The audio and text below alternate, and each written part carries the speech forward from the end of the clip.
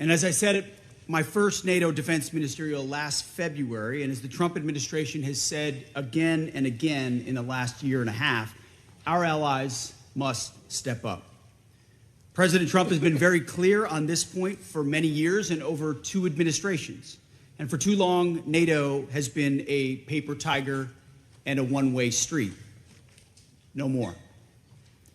And that's what the Hague Summit is all about. That's what defense spending commitments are all about, transforming NATO back into a real military alliance that's focused on hard power and real deterrence, a NATO 3.0, modeled on the NATO 1.0 that won the Cold War, with our allies actually taking the lead in Europe's conventional defense.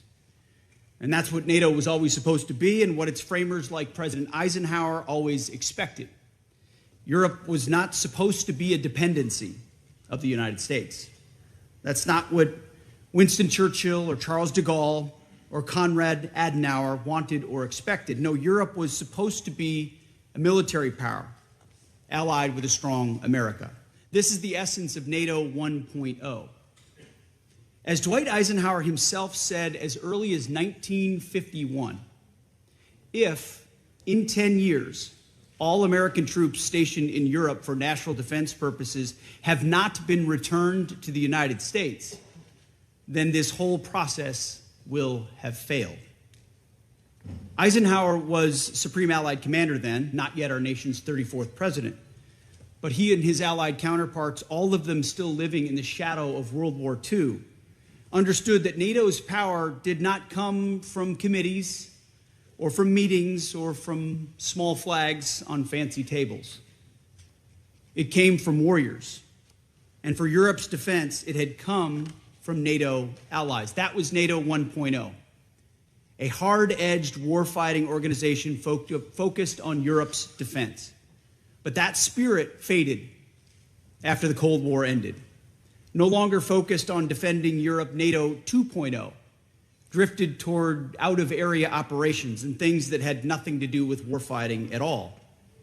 Instead of tanks and fighters and air defenses, the focus has been on gender equity and climate change and defense austerity. Europe's borders flew wide open. Welfare states expanded. Defense budgets cratered, along with Europe's belief in itself and its civilization. NATO lost its way. NATO 2.0 was an era of distraction, deindustrialization, and demilitarization. It was an era of free riding, and those were lost years that we're not going back to. And that's why at the Department of War, we've been so clear and so candid to restore NATO's core military role and character. And that's why we've returned U.S. troop levels in Europe to pre-2022 levels, with the redeployment of a brigade combat team last year and further reduction of 5,000 forces earlier this year. At the same time, it's why we've engaged with our allies so consistently. And it's why we've grown our own defense industrial base and encouraged to turn NATO 3.0 into reality, to return the alliance to its roots as a military alliance and ensure that it has the European strength required to sustainably deter aggression and, if need be, make good on Article 5. Some of our allies have gotten the message and stepped up. You know who you are, and we very much appreciate it. Last year, under President Trump's leadership, NATO set the new global standard for allied defense spending, 5% of GDP, all in on defense. It's historic, and it's transformational. And some allies are already well on their way to meeting this ambitious target, and in some cases ahead of schedule. And as you've seen over the last 6 months, President Trump is also committed to the United States defense spending, more than $1 trillion in 2026 and a commitment of $1.5 trillion in 2027. We will lead and exceed our own NATO spending standards. And I'm personally on Capitol Hill in order to make sure we do it. It's not do as I say, it's do as we do.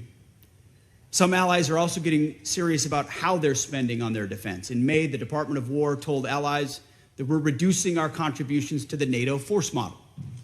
We also explained how allies can and should backfill those changes. General Grinkowitz reports that some allies have stepped up accordingly, and it's a good start.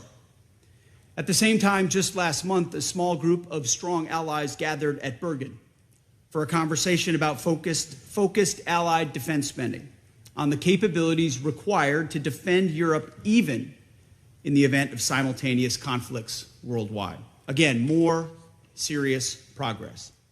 On Ukraine as well, progress. Through President Trump's Pearl Initiative, allies have taken the lead in funding support for Ukraine's defense. The Ukrainians are holding their lines even in the face of sustained Russian assaults.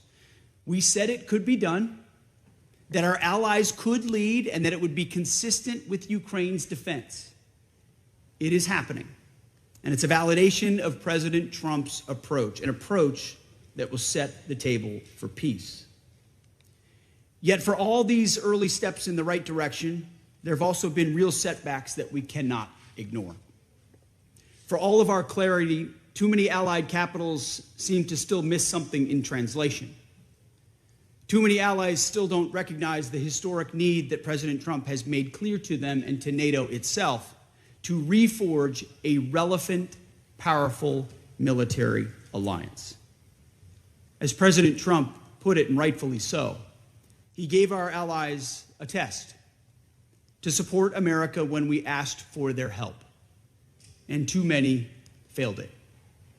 The United States has defended Europe for generations, and the president said, all he said was that our jets would need to take off from bases in Europe or our ships from ports to strike targets in the Middle East. Iranian targets that threaten European interests even more directly than they threaten us. But too many of our allies said no, or tried to drown us in arcane legal debates, or criticized us publicly for doing what they aren't prepared or able to do themselves. It was shameful. These allies, they put America's sons and daughters, our sons and daughters, at risk by denying them the predictable access, basing, and overflight that never should have been in question at all. In some cases, we had to shift capabilities from one country to another out of NATO allied countries altogether. There's no excuse for that. And that's not to mention the fact that some countries have yet to show a credible path to meeting their Hague commitments. Too much talk. Some of NATO's largest economies, some of our richest countries, allies that are happiest to go on about the rules-based international order and middle powers banding together still seem to think the era of free riding is here. Eisenhower and Trump disagree. This isn't what the president or America expects from this alliance. This is not what any reasonable person would expect. And it's not going to cut it anymore. And so we're doubling down on our effort to make NATO what it always was supposed to be, a balanced alliance with Europe in the lead for its own defense, NATO 3.0. And to make that a reality, I'm announcing today a 6-month Department of War review that will examine America's force posture and basing in Europe. Up to 6 months, could be less. Let's call it the NATO 3.0 review. This review will be conducted with the benefit of inputs from the United States military, from European Command. It will involve consultations with the U.S. Congress and with our allies. But make no mistake about it, this will be a real review. It will be designed to ensure that NATO is moving fast and irreversibly toward Europe leading, stepping up to take primary responsibility for the defense of Europe, stepping up to ensure our forces are postured for America's global needs, and stepping up to make sure that our access, basing, and overflight are clearly delineated and assured. Any other country would do the same. At the same time, going forward, our annual NATO dues will be contingent on other countries meeting their defense spending targets.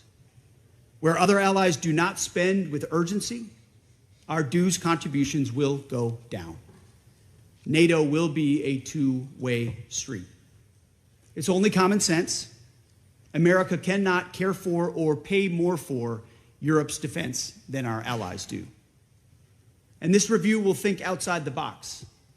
Our national defense strategy states clearly that we're going to incentivize and enable our allies to step up and do their part. So we're going to keep a close eye on allies who are not doing that and who say no, or maybe, or wait and see when it matters most. It's a review that some countries will fail and others will pass with flying colors.